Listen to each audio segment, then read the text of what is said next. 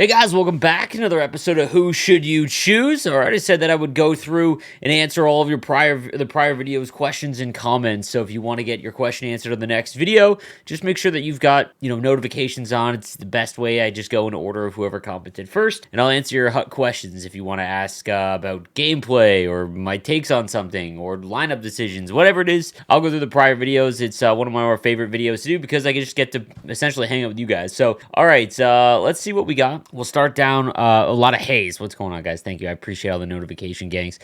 All right, let's start with Jacob. He says, love the videos, man. I was hoping to get advice on centers. I am a Leafs fan, so obviously I had to make Tavares, but now I'm backed up. I have Matthews. I'm assuming the team of the year. Poulin, Krejci, Tavares, the 88, and then Edmonton, Messier. I love all three cards and don't want to lose any. Who would you put on the wing? Honestly, Matthews. Matthews, if it's the team of the season or team of the year card, he's extremely dominant on the wing. I think that he has quick draw, I believe silver quick draw, and his face-off rating is getting pretty high. But you can do a lot of damage with Matthews on wing, and I've seen a ton of competitive players do that just because he's so big and he's getting kind of quick now. And his shot is absolutely deadly. So I would actually go Matthews on the wing.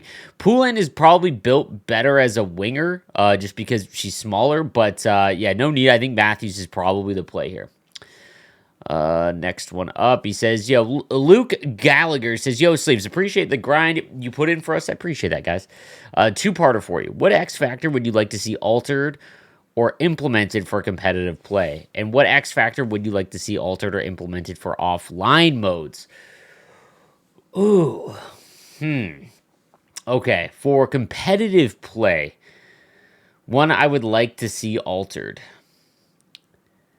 The issue with altering an X factor for competitive play is you have to think in like terms of balancing, right? Like, because no matter what's going to end up happening is like a few will shake out to the top, and then those are the ones that you've got to use. Like, for example, last year post to post became just absolutely nuts when you considered what it would allow your goaltenders to do, because the real impactful X factors, guys, are the ones that impact animations because they don't take in attributes at all. So, for example, like Schneip and things like that, it really doesn't change the animation that you get. It just improves some of the attributes for shooting.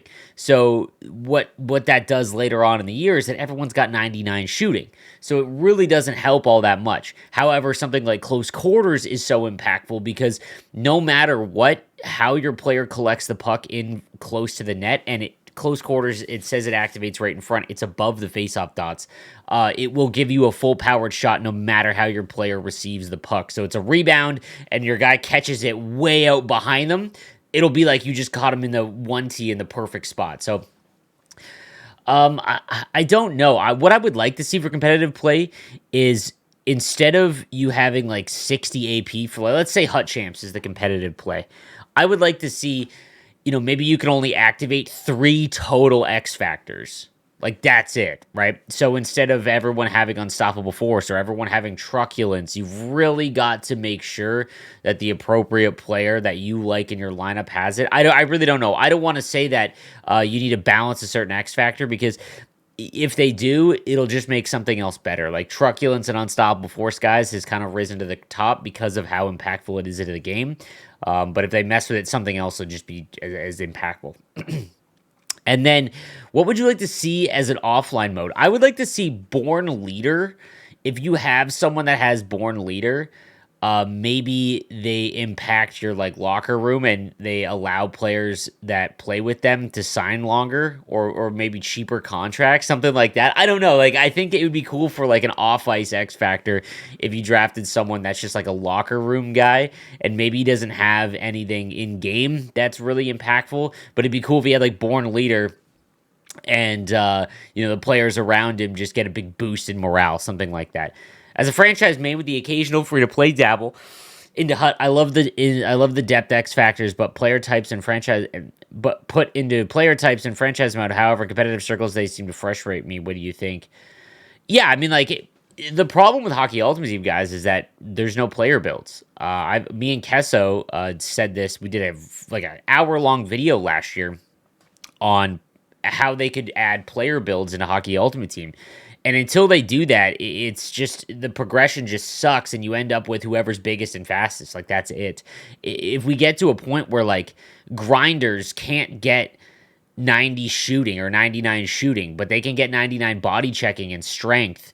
But snipers can't get over like 80 body checking, but their speed and shot or their shot is all electric. Like, until we get to somewhere like that, it's just, I don't know. Competitive play with Hockey Ultimate Team is tough. Okay, let's see. Sleeves. I hope all is well, man. I'm sorry I'm giving my whole lineup, but I hope you understand. I don't really know what to do. No problem, bro. He's got Lemieux, Holik, and Team of the Year 97. Connor McDavid, I'm assuming. Mac, Matthews, and Slavkovsky. Tuck, Tavares, and Pasta. And then he's got Bukaboom, Lindholm. I feel like I'm just really waiting, but I still want your opinion. By the way, 94 Lindholm was shut down as the best defenseman I've used all year. Thanks, Leafs. Have a good one. Lindholm is very, very good. The issue is that so many left-handed defensemen came out.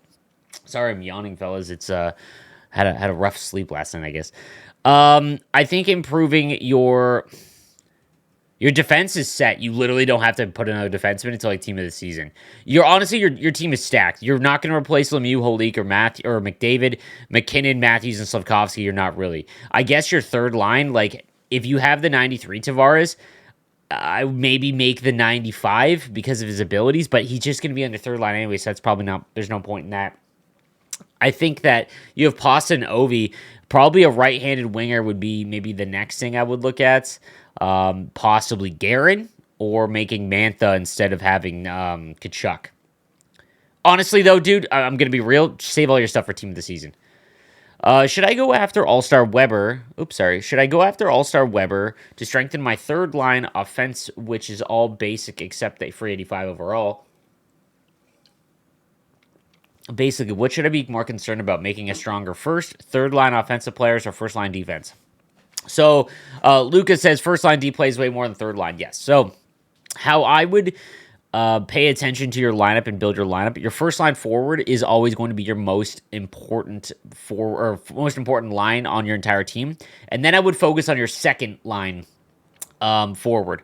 After your first two lines are set, like they're good, then worry about your first line defensive pair, and then I would go third line, and then your second line defensive pair, and then your third line defensive pair, and then your fourth line doesn't play nearly as much as your third line. But if at the end of the game, if you go and look, you can actually see how often those cards are on the ice, and you'll be able to tell pretty quickly.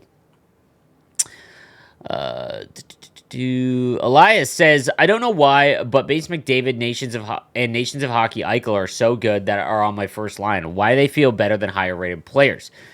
So it's funny that you mentioned these two. I think that might have something to do with custom strides. So I've talked about this a few times on my channel, so I apologize for anyone that has heard this before. But if you go and look at the custom or the offline rosters, and that's where Hut pulls like their info from or their attributes from, and abilities and all that. There's only about 5 custom skating strides in the game. So if you go and look, you can edit strides for each player. Almost all of them are exactly the same, which is why the game feels so similar. There's no custom strides. There's no custom shots. Everyone is just whatever. Like, they have the exact same thing. However, it's like there's 5 players that I saw the last time I looked that have a custom skating stride. So it means they skate differently.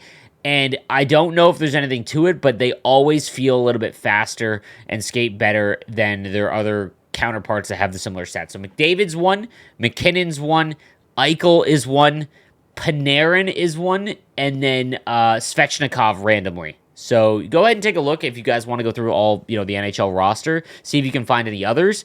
But that might be why Eichel always feels better than his stats indicate because of that, in my opinion. Like, for the last few years, he's been like that. And also, I have no idea why.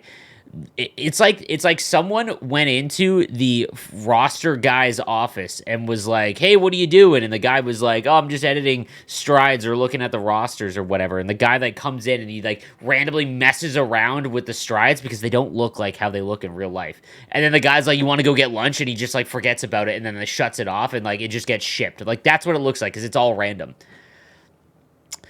Louis says, can you tell me why my Shesterkin Team of the Year is still 92? I paid over 2 million coins for that card.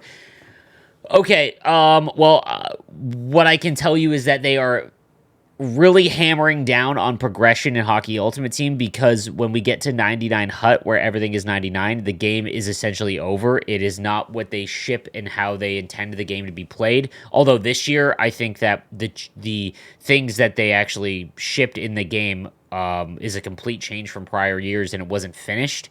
But that being said, that's a whole other thing. When it comes to the Team of the Year cards, they are making sure that they stay in check, and that there isn't a few cards other than the fantasy ones, which is why the fantasy event is the best every year, because they can't control that. They're really trying to make sure that cards don't get to 99 quickly, and that would be my guess. Also, Shesterkin's been kind of like, hasn't really been what we would have expected him over the last 2 years, but still, that's why I think. But he should get one. I think they're forgetting about some of those cards, the Team of the Year ones. Joel says, "Hey, Sleeves, I have the 93 Tavares tradable. Is it worth it to make the MSP?" Okay, I said this on my No Money Spent team.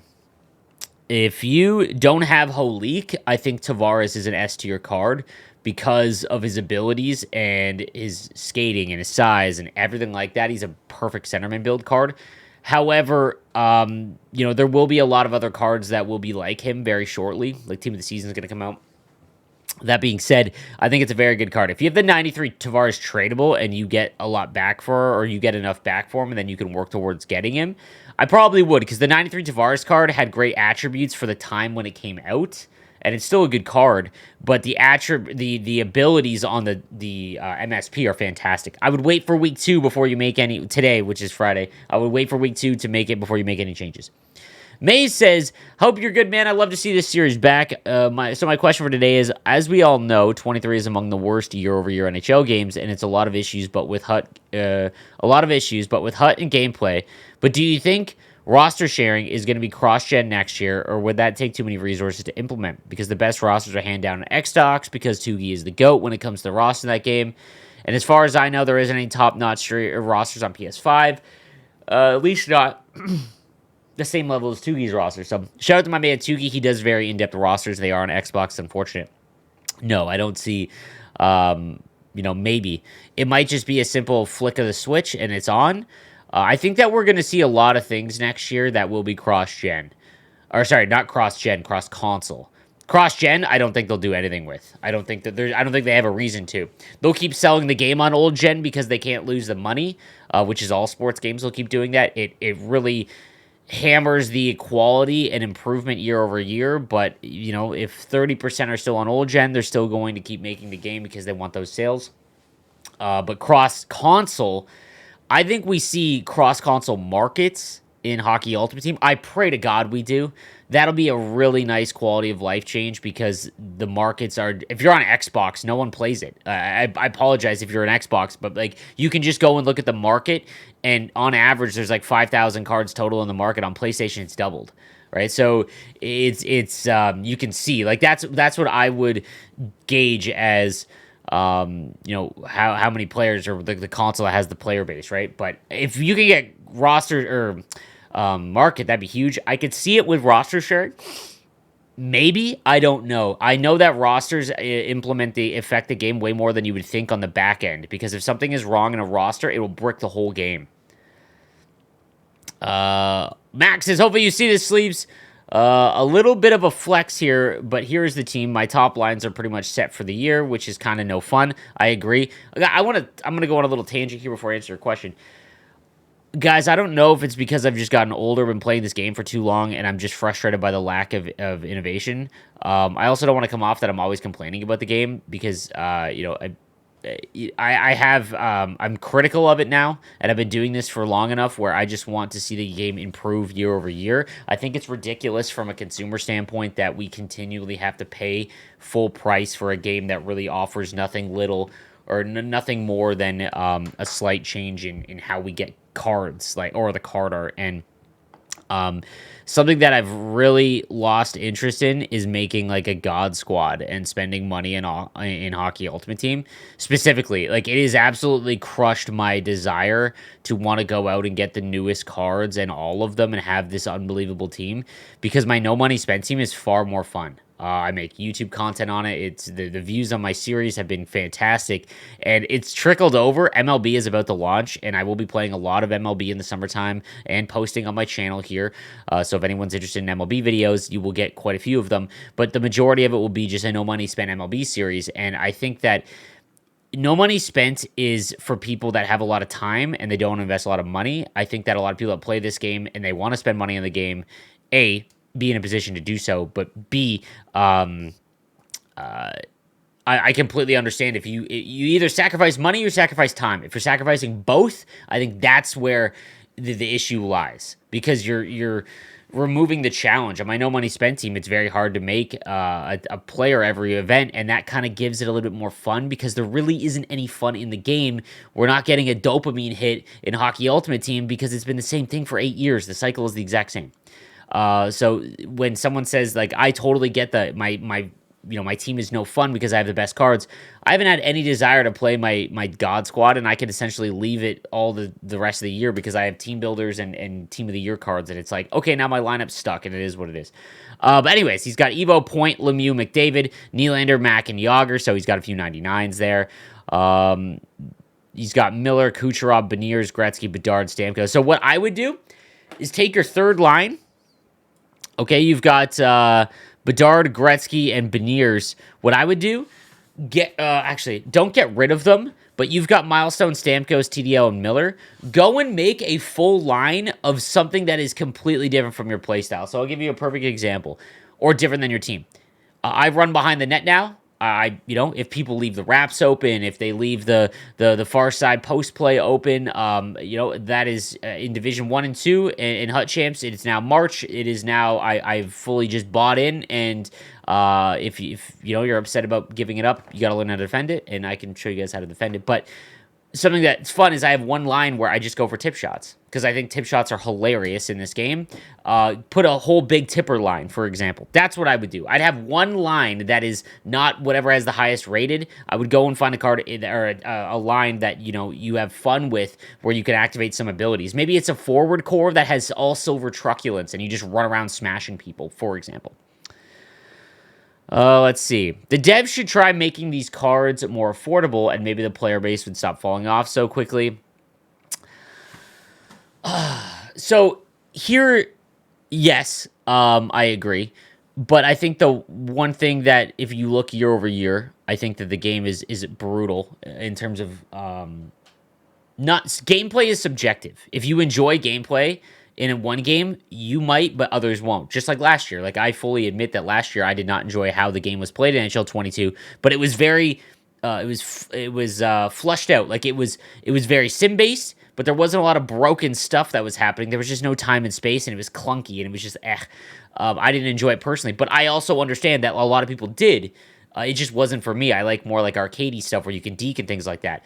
In 23, there's fundamentally things wrong. They tore down goaltenders. They added in the feel of World of Chell into Hockey Ultimate Team, and not enough testing was done and development time was put in for it to be released and launched and be in a good spot.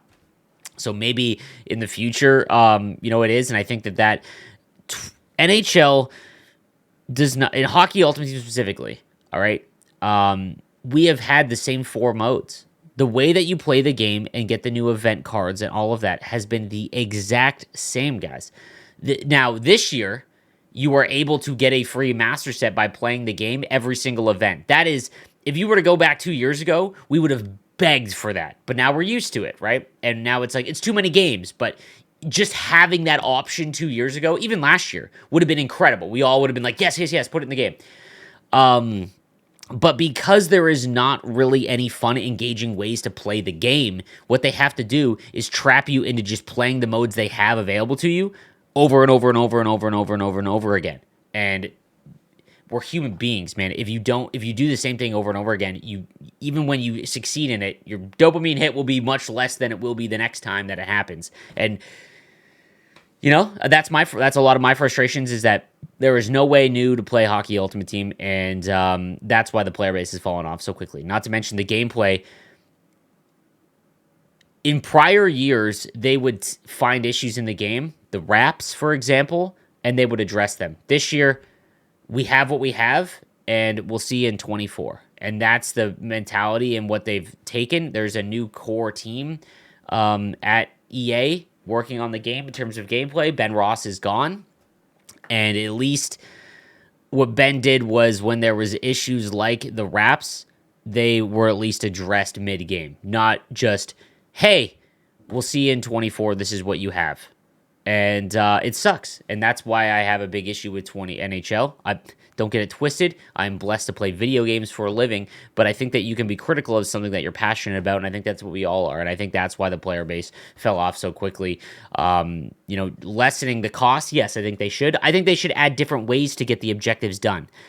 Putting the fact that you just have to play games with those card types is great, but allow us to speed things up by scoring goals with those types of cards, getting assists with those types of cards.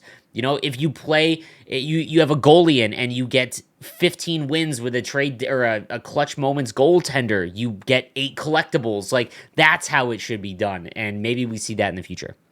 Our last one says, New Guitar Play says, a great video, Sleeves. I will always say that the way that EA has given us an opportunity to earn free MSP is a good thing, but like any good thing EA offers, there's a flip side that is a bad thing. The bad part is that for almost half of the time NHL 23 has been available, we have to use a team that we would not normally put together if we want to earn an MSP for each event. Doesn't feel like we ever get to fully enjoy a squad we wanted to build. That's just me. 100%.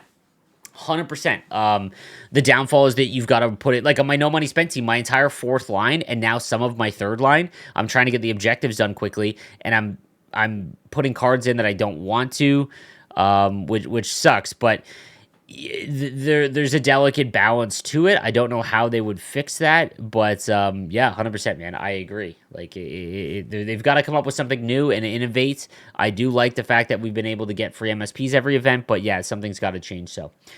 All right, guys, that is going to do it for today's episode. Make sure that you subscribe with notifications on to get your question in quickly for the next video, and I'll see you guys next time. Have a good one.